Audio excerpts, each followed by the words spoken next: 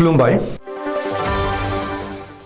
बड'लेण्ड इंखं टेलिभिजननि स्टुडिय'आव आं दिनै रिंकु बसुमतारी दिनै मोनाबिलिनि गाहाय रादाबफोराव दं।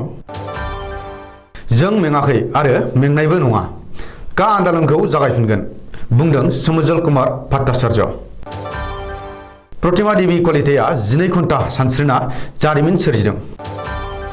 प्रोफेशनेल किलार मोहन कुमारा पुलिस एनकाउन्टाराव जिउ गोमाबाय। आइजो हमगार्ड जवाननि न'आव ड्राग्स फालांगि। 23 डिसेम्बर खालि भेरगाव जिल्ला बिसाया बान्था होनाय फोरबो खुंगोन। बाक्सा सालबारिनि राङापानियाव लामा जाब्रबथायजों हाबा जागोदान सासे बर' आइजोनि जिउ खहा। बाक्सानि रान्दौनि पारायाव मन्त्रि उरखाव गोरा ब्रह्म, एमएलए जयन्त बसुमतारी आरो दिपेन बर'। दानिया फैदो आबुं रादाबाव।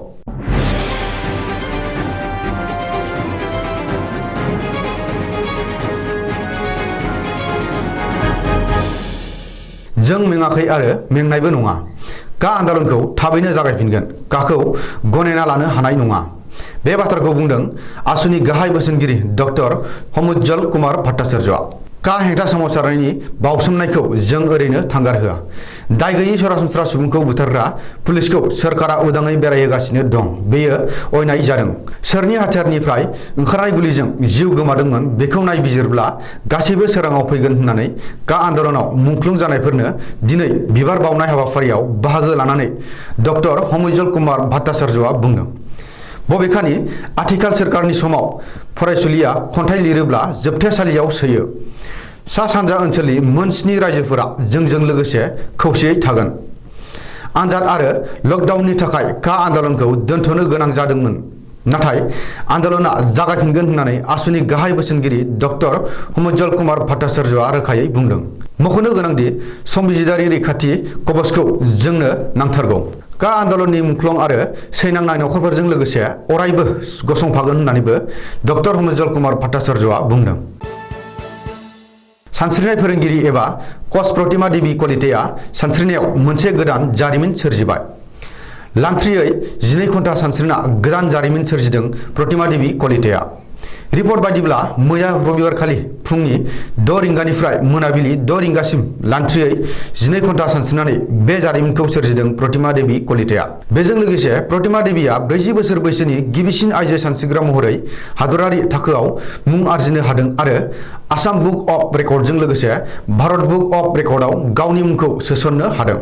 मख'नो गोनांदि प्रतिमा देवी कलिताया मैया फुंनि 6 रिंगानिफ्रायनो मोनाबिलि 6 रिंगासिम गुवाहाटी नोगोरमायाव थानाय डक्टर जाकिर हुसैन एक्वेटिक्स सुइमिं पुलाव सानस्रिनानै गोदान जारिमिनखौ सोरजिदों।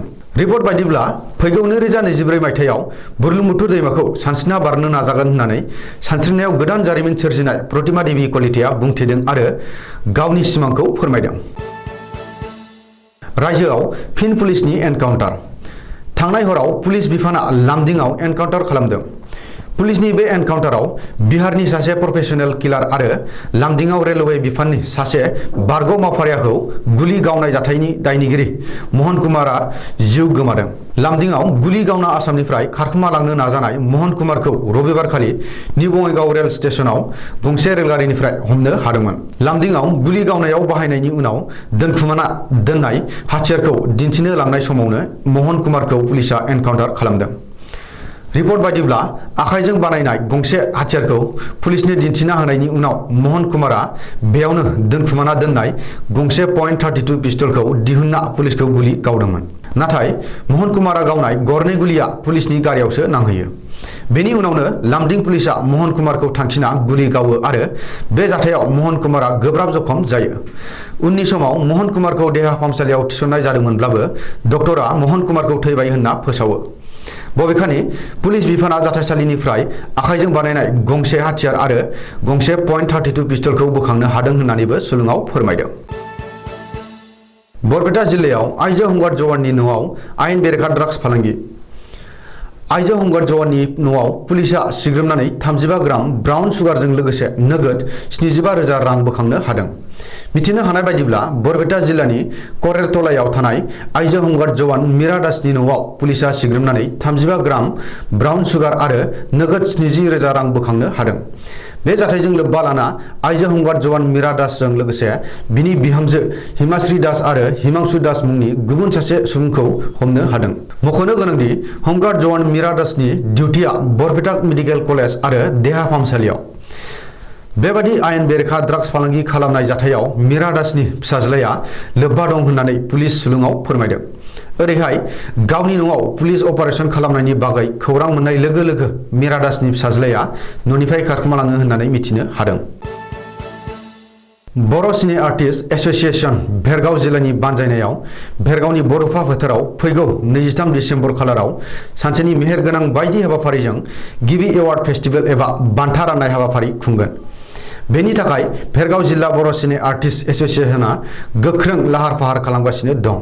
बे एवार्ड फेस्टिवलाव बाहागो लानो जिल्लानि सिङाव थानाय गासै हारिमु सिबियारि आरो अनफावरि रायजो राजाफोरखौ ज'ज'यै बाहागो लाना थुलुंगा होनो खावलाय हरदों भेरगाव जिल्ला बर' सिने आर्टिस्ट एसोसिएशननि आफादगिरि लकेश्वर बसुमतारी, गाहाय नेहाथारि दिपेन बर', मुंदांखा मेथाइ खनगिरि मनसुम बर', कपिल स्वर्गियारी आरो इलिसा बर'मोना। मख'नो गोनांदि भेरगाव जिल्ला बर' सिने आर्टिस्ट एसोसिएशननि बानजायनायाव खुंजानो गोनां बान्था होनाय हाबाफारिखौ मेहेरगोनां खालामनो जुनै दिनै भेरगाव जिल्ला आफादा मोनसे थीम संनि थाखाय मेथाइजों शुटिंबो खालामनाय हाबाफारिबो लादों।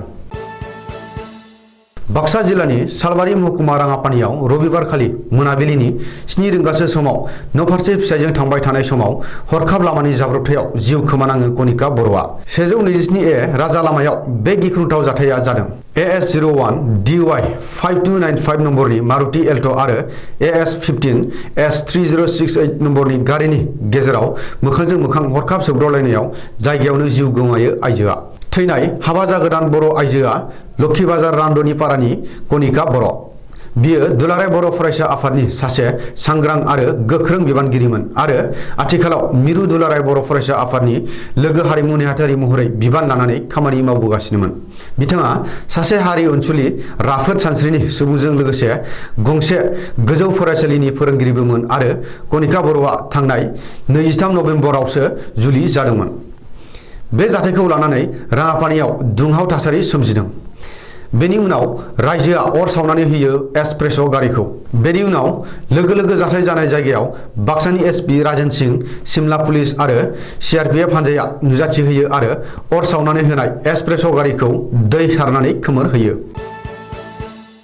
रबिबार खालि मोनाबिलिनि 7 रिंगासो समाव राङापानियाव लामानि जाब्रबथायाव हाबा जागोदान सासे बर' आइजोआ हरखाब लामानि जाब्रबथायाव जिउ खोमानांनाय मिरु दुलाराय बर' फरायसा आफादनि लोगो हारिमु नेहाथारि रुंसारि कनिका बर'नि नखराव नुजाथिहैनानै दुखु मोननाय फोरमायदों मन्त्रि उरखाव ब्रह्मआ। दुखुथिया नखरजों सावरायनानै दुखुनि बाहागो लाहैदों केबिनेट मन्त्रि UG ब्रह्मआ।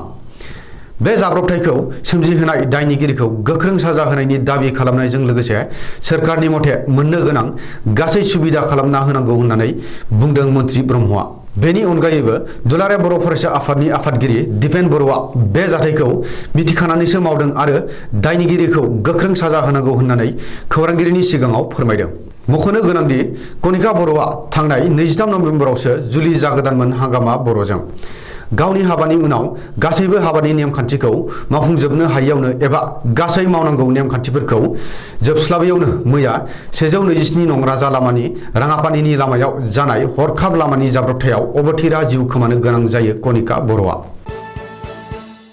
दिनै मोनाबिलिनि रादाबा एसेनोसै। गोजोन्थों।